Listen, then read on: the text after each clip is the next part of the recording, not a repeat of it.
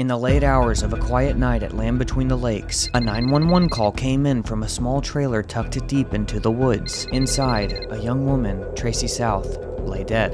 Her boyfriend, Wendell Chambers, told first responders a terrifying story that two strangers in trench coats had forced their way inside, demanding drug money, knocking him unconscious, and brutally murdering Tracy before disappearing into the night. But when investigators arrived, something felt off. There were no signs of forced entry, no sign of the weapon used to knock Chambers out, and no reason why anyone would commit one of the most vicious stabbings investigators had ever seen, over just a few $100s. As they stopped listening to the story and started reading the scene, detectives realized maybe this wasn't a case of unknown intruders.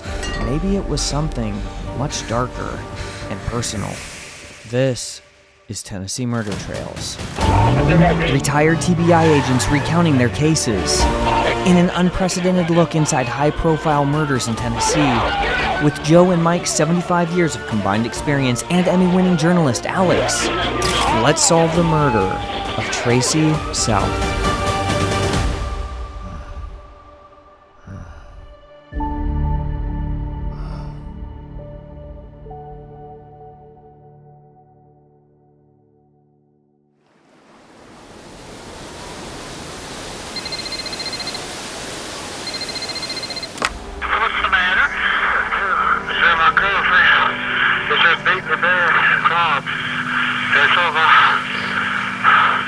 Your girlfriend?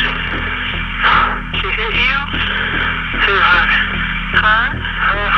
Has your girlfriend hit you? No. You've been robbed. You've been robbed. Somebody knocked the door in and they beat us and robbed us. I don't know her condition. Okay. Please. I'll get 911. I don't know how she is. There's too much blood. I can't see. Okay, I'll send officers out there. Thank you. Okay.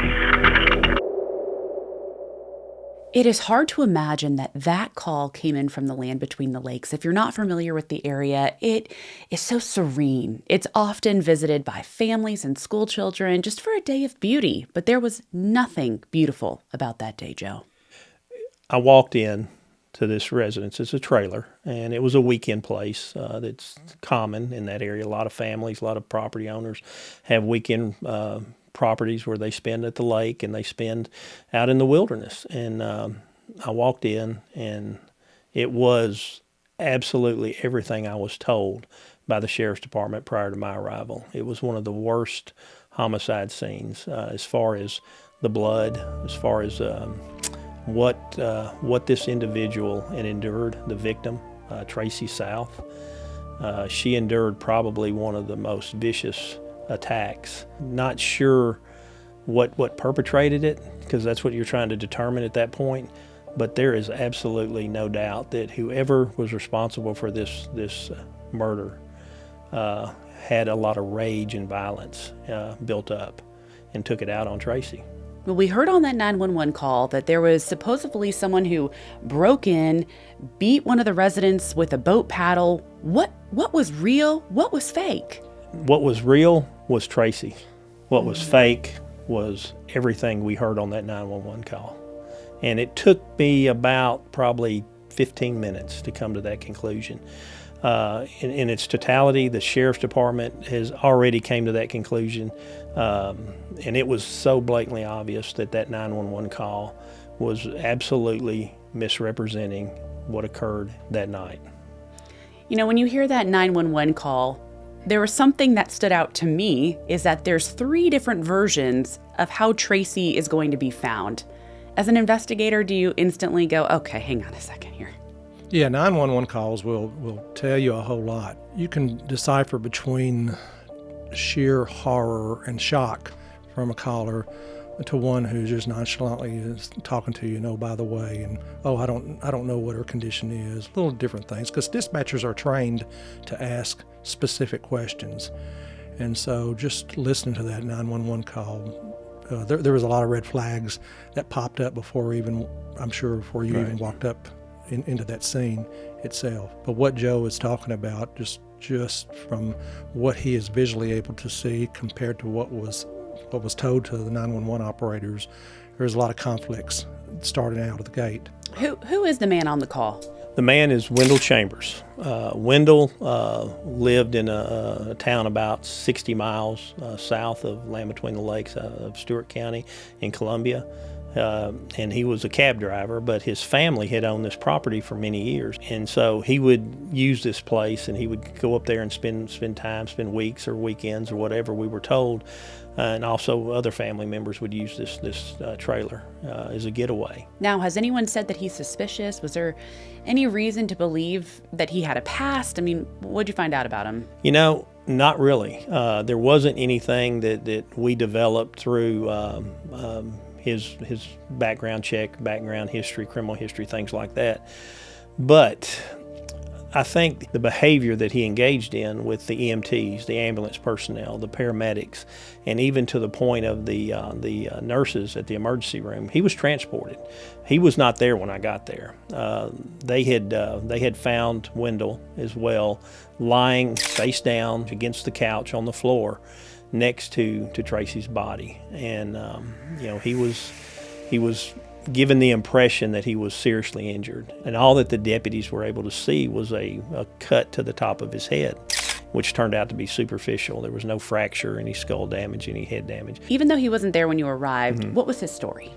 From what I understand, what I was told, his story was that they were sitting around, they had dinner in Paris, Tennessee, came back and purchased some alcohol at a liquor store, and they decided they would watch the movie, and they watched the movie, and then they put the TV on the rotation of country music videos, the channel, and at some point during that process, somebody came in the door, kicked in, they saw the vehicle pull in the driveway, according to his statement, and took over the room, kind of a home invasion, and claimed that they were there to collect a drug debt from Tracy. So how did Tracy and Wendell know each other? Well, they didn't know each other for a long period of time. They had met through his business in Columbia, Tennessee. Tracy was also from Columbia. According to Wendell, he met her as a fare for the cab, and that he struck up a conversation with her and got to know her through her utilizing his cab business. Okay. So they're sitting around late at night watching TV, and he claims an individual, a group of people, who busts in? He said 2 individuals wearing trench coats came in and demanding payment for a drug debt. And he put up a resistance, and he stated that he was struck with a boat paddle. You immediately start seeing red flags. You realize that this is probably not practical. First off, you look at the scene. The forced entry was how did they enter the house, according to his statement, and it was not consistent with what the deputies found when they arrived to the 911 call. For example, they couldn't get in. There was a latch on the screen porch that got them access into the residence, and they had to basically get access to pull that open to get in, which they found that a little strange after he stated as to what occurred. After being struck with the boat paddle, he basically says he's rendered unconscious, and that's all he remembers. And he wakes up and he finds his girlfriend with multiple stab wounds in a very violent, vicious way, lying there on the floor. And at that point, he decides, he's got to get help, is what he says. So he calls 911. So the ambulance personnel arrive, and they're there to treat Wendell Chambers. They roll him over. They begin to start checking his signs to see if he's conscious, see if he's alive. And something unique starts to happen. He starts going into a seizure, and they're trying to treat him or trying to ascertain the extent of his injuries, and he's allegedly having a seizure. Why do you say allegedly? Because trained medical personnel absolutely recognized that this was not factual. The way you determine, and I saw this too as a police officer, when you have potential patients feigning an injury or an event, they do what they call a sternum rub. And that is not something to be taken lightly for somebody. It's very uncomfortable. Very uncomfortable, absolutely. So they engage him in a sternum rub, and to determine if this seizure was actual. If it was, he would have no reaction to that rub. And he immediately opened his eyes and clutched his chest and basically pushed the hand away that was doing it, which they knew then that this was a fake seizure. Well, didn't he actually say something else to them as well? He his true colors came out, I guess, is what I would say. He looked at him and says, "Don't you fucking know what a seizure is?" And the AMT responds to him, "Yes, I know what a seizure is, and this ain't it." And so at this point, they decide to transport him to have a scan done. Because like I said, the only injury that's visible is to a laceration to the top of his head, a small laceration. So they load him up and they take him to the nearest hospital, which is in Paris, Tennessee. So is he showing any kind of concern for Tracy? From what I remember, at no time did he ever inquire or reference Tracy and want to know about Tracy. So is that important? Yeah, that's very important.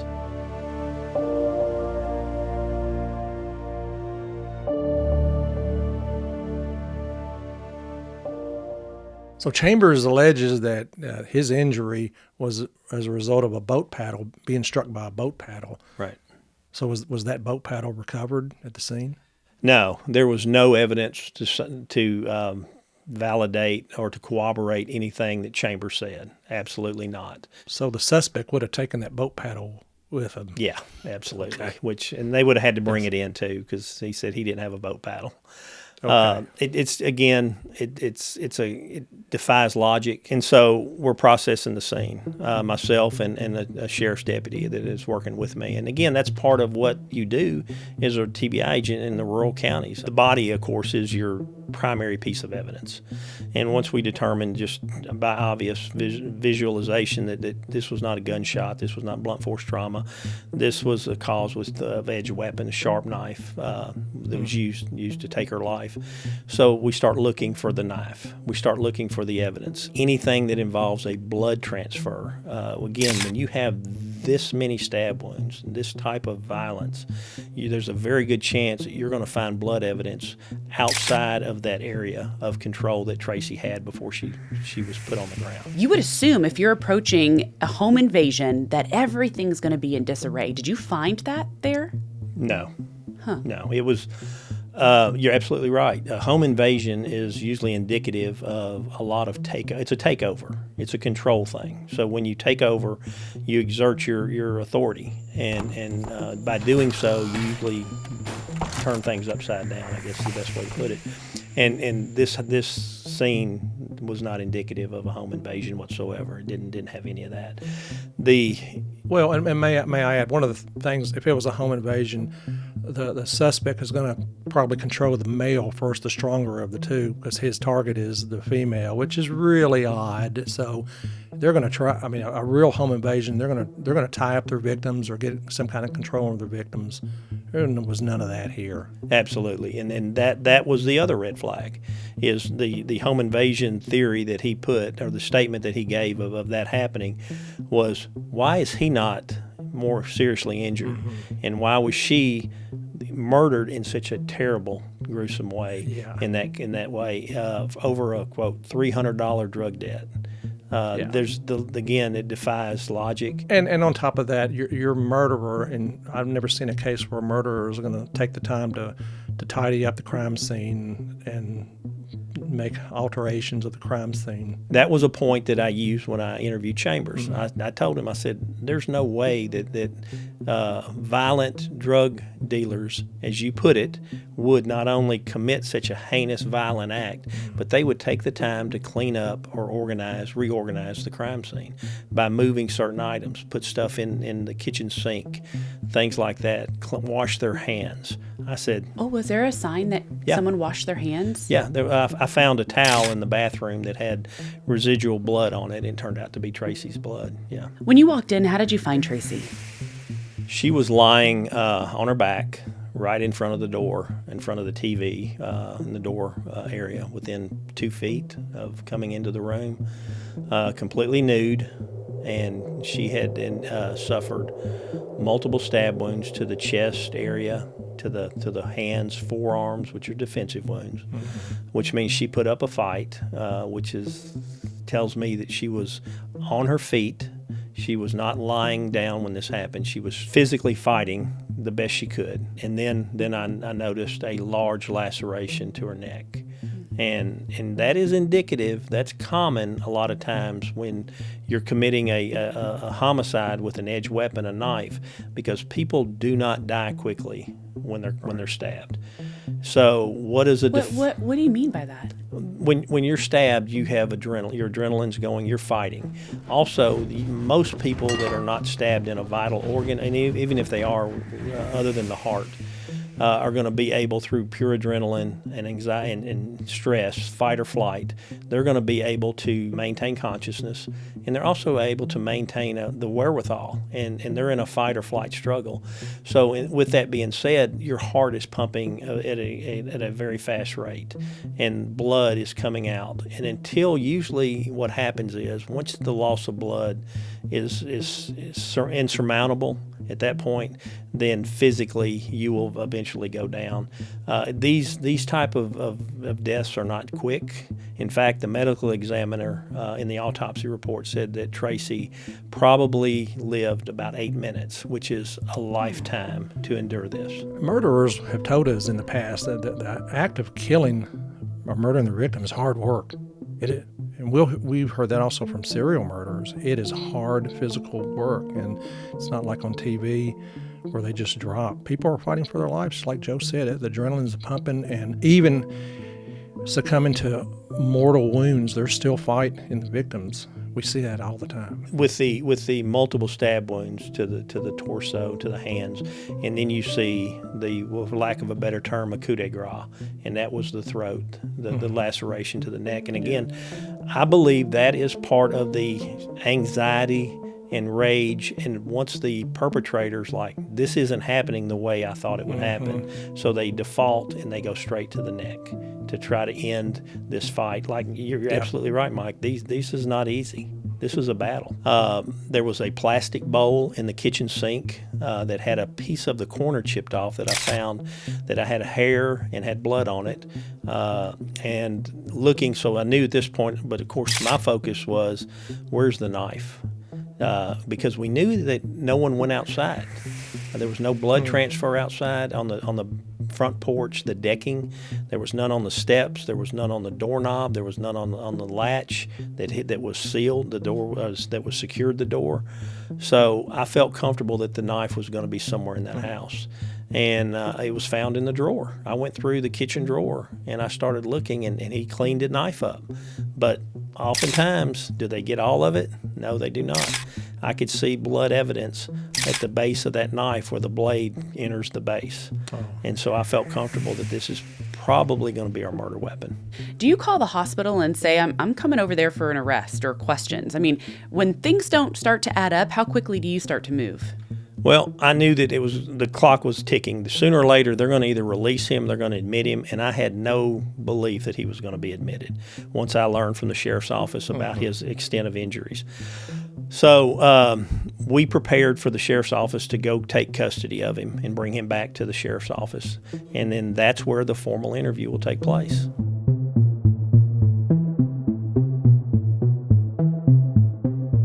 So myself and the sheriff sat down and interviewed Wendell Chambers as to what occurred that night, early morning hours. In 9 times out of 10, most investigators will already have a good feel for whether or not the person they're sitting across from is responsible for that crime.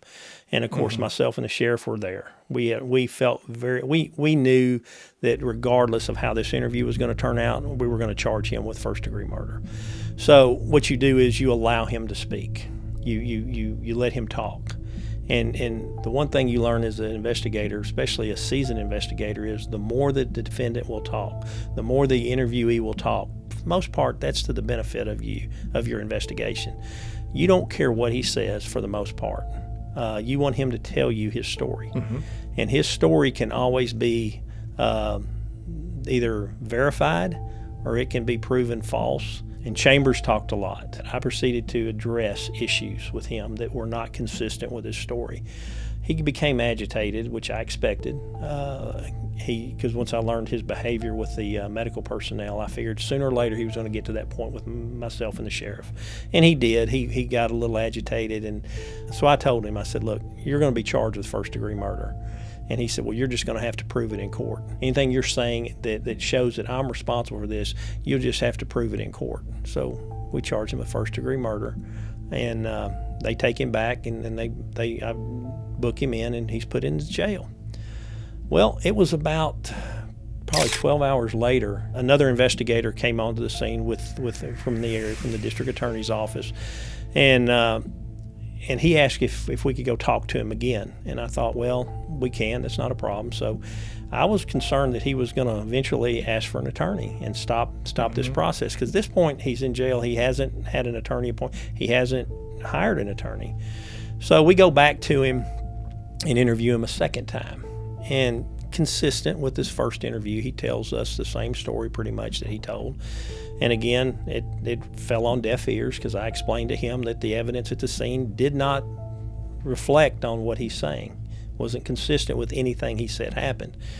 And so he gets angry again. He stops the interview. He goes back to his cell, and we move on. He never asked for an attorney? No. On the second one? No, never asked for an attorney.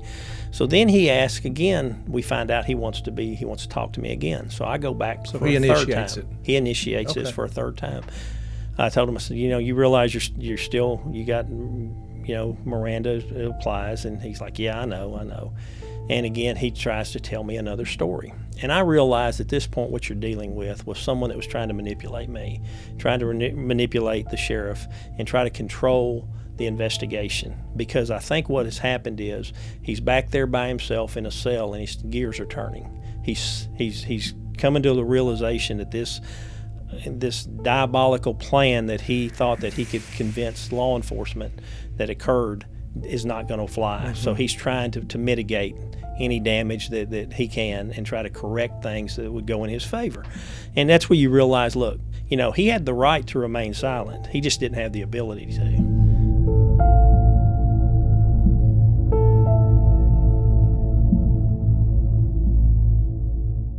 Did he ever admit to killing her? No, he did not. And I think he was aware that he was too deep. What troubled me about his lack of empathy, lack of remorse in any way toward Tracy was, at one point I remember I talked to him about how terrible this scene was and what happened to Tracy and what she went through, and how long that she probably endured trying to survive this.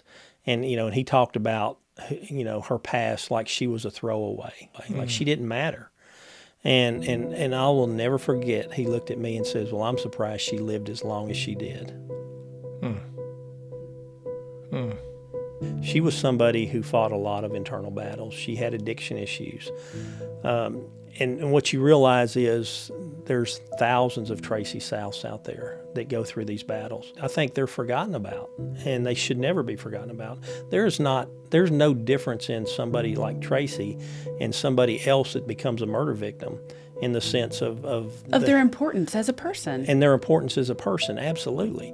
She was trying to get everything right, and she absolutely did not deserve to have this happen to her. She mattered. So Chambers recognized that Tracy was in a vulnerable state. He used that against her. He saw somebody that he could manipulate and that he could control, and she was somebody who depended on him. And when he presented a new life for her, as it were, and he was going to help get her employment, he was going to give her a place to stay, he was going to give her the first probably chance she had in life to start over, and established a residence, got her a job. They went out and did interviews at restaurants as waitresses and just anywhere he could, and absolutely got her a job. So she absolutely trusted him. I feel like you all have different kinds of suspects. You've got a domestic, you've got a crime of passion. Where did he fall in?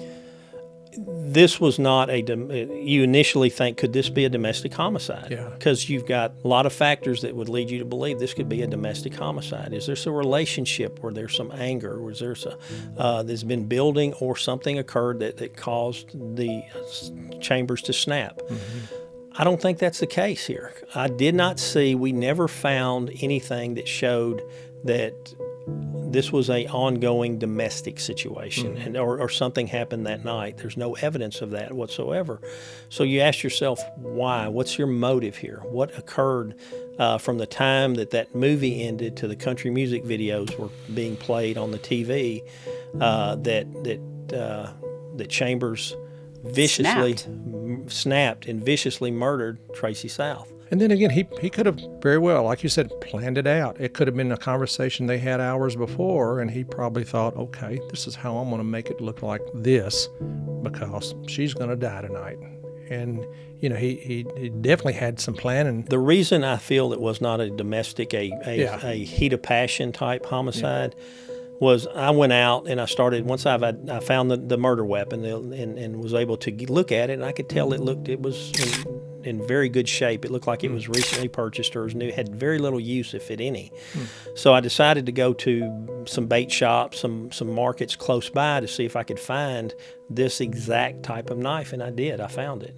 This was probably a couple days after the murder, and they had a display up, and they were basically on sale. And so I never could really get past the fact that he purchased this knife a couple of days before this happened. And knowing and doing a complete dive into his personality, his activities, his background, we saw no evidence that he was a fisherman, that he would use that knife in the manner it was intended for.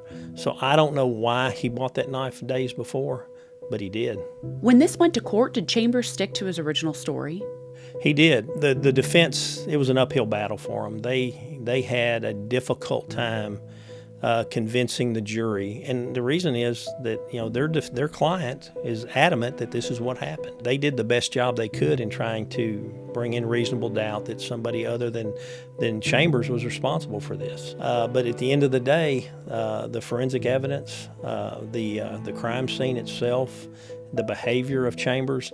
When you had his DNA, had a hair matching his on one of the bowls that had blood on it. You had the knife that was found in the kitchen that had been cleaned up. I think what really convinced the jury, other than the obvious, that they pretty much were able to, without a doubt, make the determination that it was Wendell Chambers who was responsible for this and not anyone else, was the door was locked to get access in. And if the drug dealers, they have to exit, they have to flee.